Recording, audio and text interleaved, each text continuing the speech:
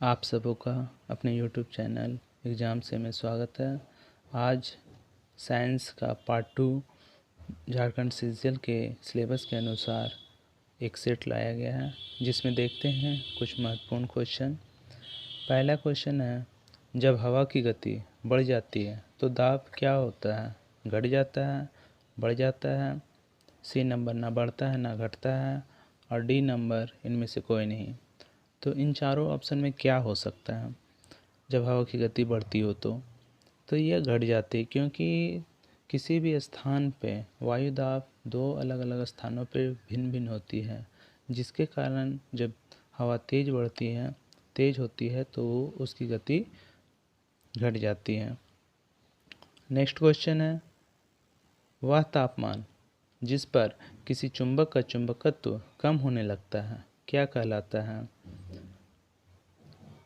उसे क्यूरी तापमान कहते हैं। किसी भी चुंबक का यदि चुंबकत्व कम होने लगता है तो वो हमारा क्यूरी तापमान कहलाता है। केल्विन तापमान 273 डिग्री। और नेक्स्ट क्वेश्चन है, ज्योति तीव्रता का मात्रक क्या है? तो ए ल्यूमेन पर वाट, बी ल्यूमेन पर स्टेरेडियन, सी लक्स और डी वाट। ज्योति तीव्रता ल्यूमिनस इंटेंसिटी जिसे हम लोग कहते हैं, उसका होता है ल्यूमेन पर स्टेरेडियन। इसे कैंडेला के नाम से भी जाना जाता है, क्योंकि इसका मात्रक है आपका ल्यूमेन स्टेरेडियन। लक्स जो है, लक्स का हमारा होता है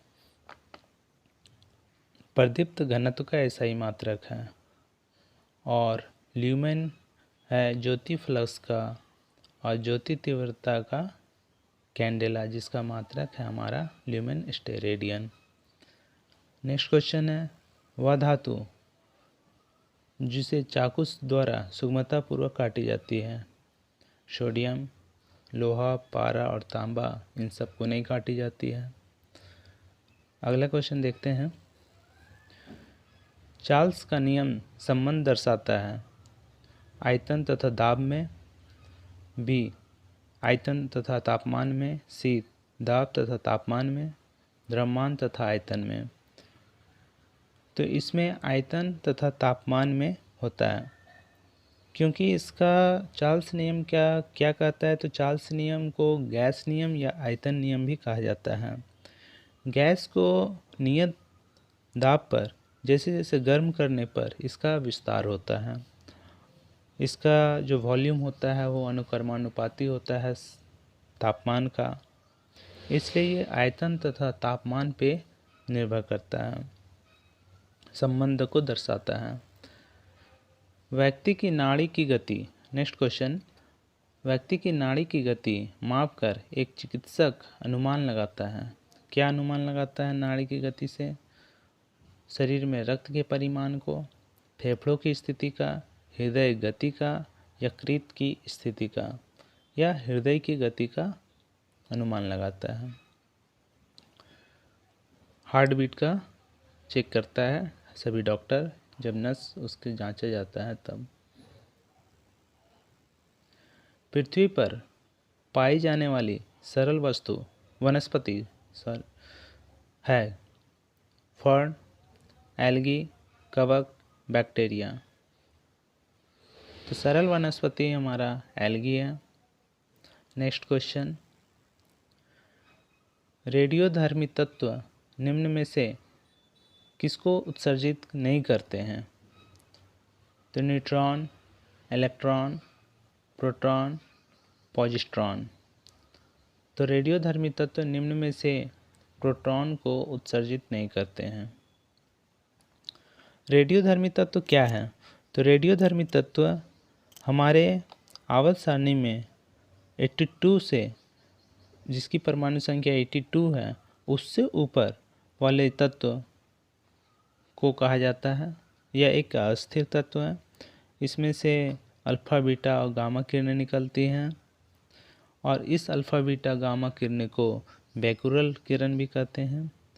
यूरेनियम 238 से एक यदि अल्फा का किरण उत्सर्जन हो तो वह थोरियम 234 में बदल जाता है।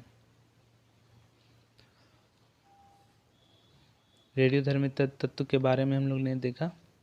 नेक्स्ट क्वेश्चन है, किसने खोज की कि मलेरिया मच्छर द्वारा संचरित होता है? रोनाल्ड रॉस ने।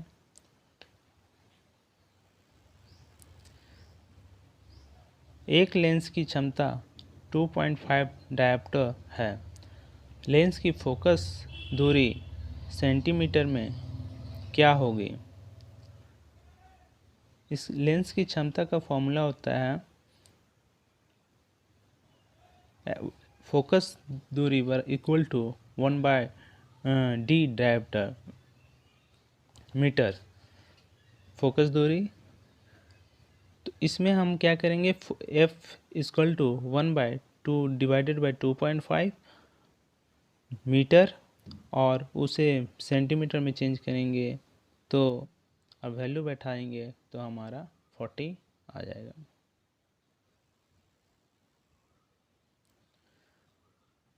रक्त के स्पंदन के लिए निम्नलिखित में से कौन सा एक विटामिन आवश्यक है? Vitamin A, vitamin B, vitamin K, vitamin C. Vitamin K. निम्नलिखित एंजाइमों में से कौन सी एक मंड की पाचक है? पेप्सिन, रेनिन, टाइलिन और ट्रिप्सिन। तो इसमें हम देखते हैं कि पेप्सिन जो है वो जठर रस से उत्पन्न होती है। रेनिन एंजाइम जो है वो दूध से पनीर बनाया जाता है रेनिन एंजाइम की मदद से। ट्रिप्सिन अग्नाशय में उत्पन्न होती है और मंड का जो पाचन करता है वो है टाइलिन। और इसमें एक और हम क्वेश्चन देखते हैं कि स्ट्रेप्टोकाइनेज के कारण रक्त तरल अवस्था में पाया जाता है जिससे हार्ट अटैक नहीं होती है। तो हार्ट अटैक ब्लड का जमने से होता है और उसे ना जमने के लिए उसमें एक तत्व पाया जाता है जिसे हम एक एंजाइम पाया जाता है जिसे हम लोग स्ट्रेप्टोकाइनेज के नाम से जानते हैं।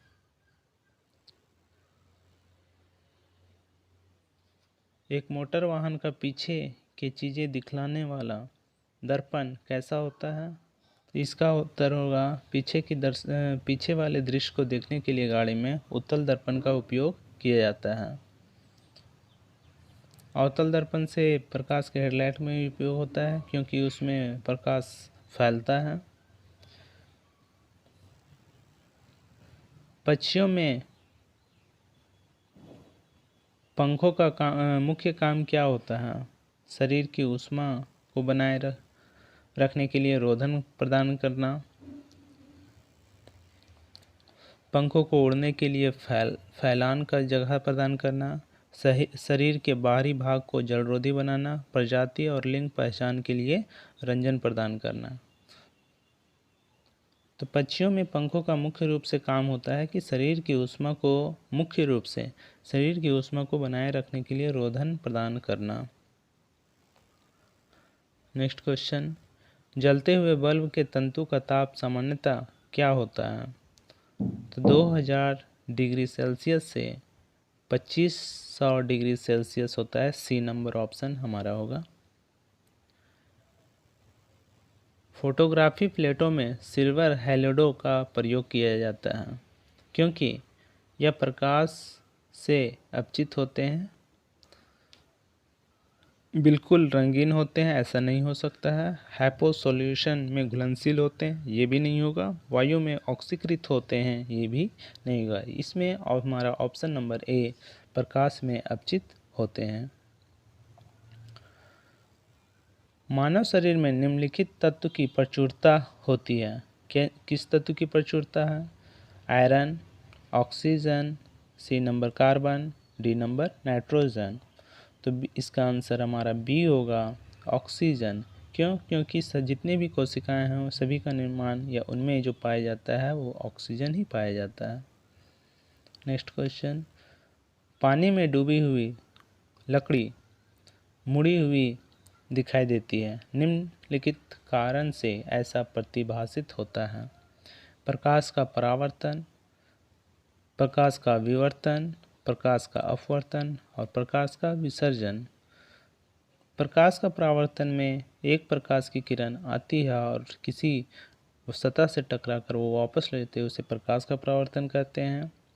प्रकाश का विवर्तन, जिसमें से एक सतह पे डिफ्रैक्शन हो, विवर्तन हो, उसे हम लोग कहते हैं, एक सतह पे टकराने वो उसकी किरणें फैल जाए तो उसे विवर्तन कहते हैं। और प्रकाश का अपवर्तन, जो अभिलंब, जब एक माध्यम से दूसरे माध्यम में प्रकाश जाती है तो वो अभिलंब से दूर और अभिलंब से की ओर होती है।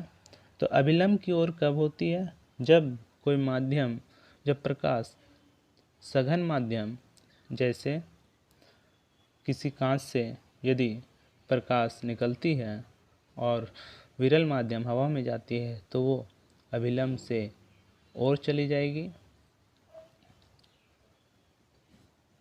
और जस्ट उल्टा होता है, जब हवा से यदि सघन माध्यम में प्रवेश करेगी तो अभिलंब की ओर होगी।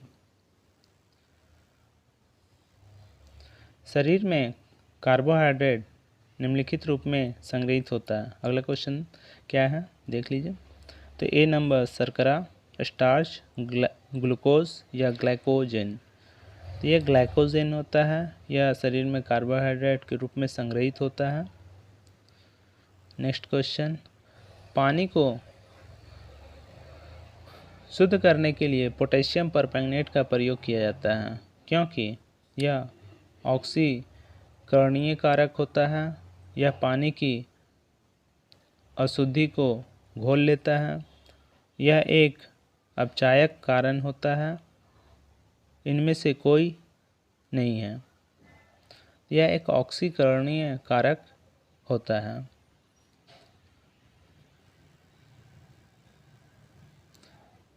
किसी वस्तु की विशिष्ट ऊष्मा किस पर निर्भर करती है? पिंड की द्रव पर, पिंड को उपलब्ध कराई गई ऊष्मा, पिंड का द्रव्यमान या पिंड का ताप। तो विशिष्ट ऊष्मा उसके द्रव, मतलब उस पदार्थ किस पर निर्भर करता है, जो वस्तु है उसके पदार्थ पर निर्भर करता है। नेक्स्ट क्वेश्चन, सूर्य में सतत ऊर्जा किसके कारण मुक्त होती है? नाभिकीय विखंडन, नाभिकीय संलयन, विकिरण, इनमें से कोई नहीं। तो सूर्य में जो लगातार हमें ऊर्जा देखने को मिलती है, जो रोशनी और ताप देखने को मिलती है, वो नाभिकीय विखंडन नहीं बल्कि नाभिकीय संलयन। इसमें दो तत्व मिलने से आपका एक नया तत्व का निर्माण होता है, और विखंडन में इसमें बंटता है तत्व।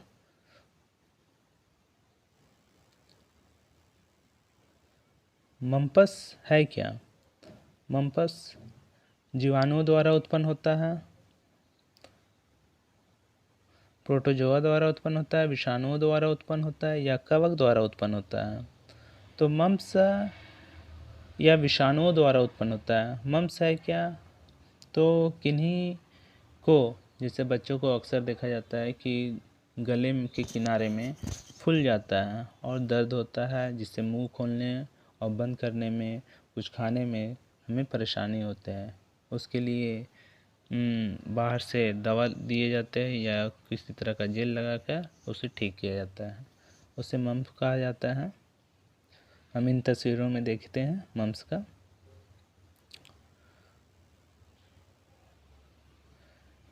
किसी सिस्मोग्राफ का उपयोग क्या मापने के लिए किया जाता है?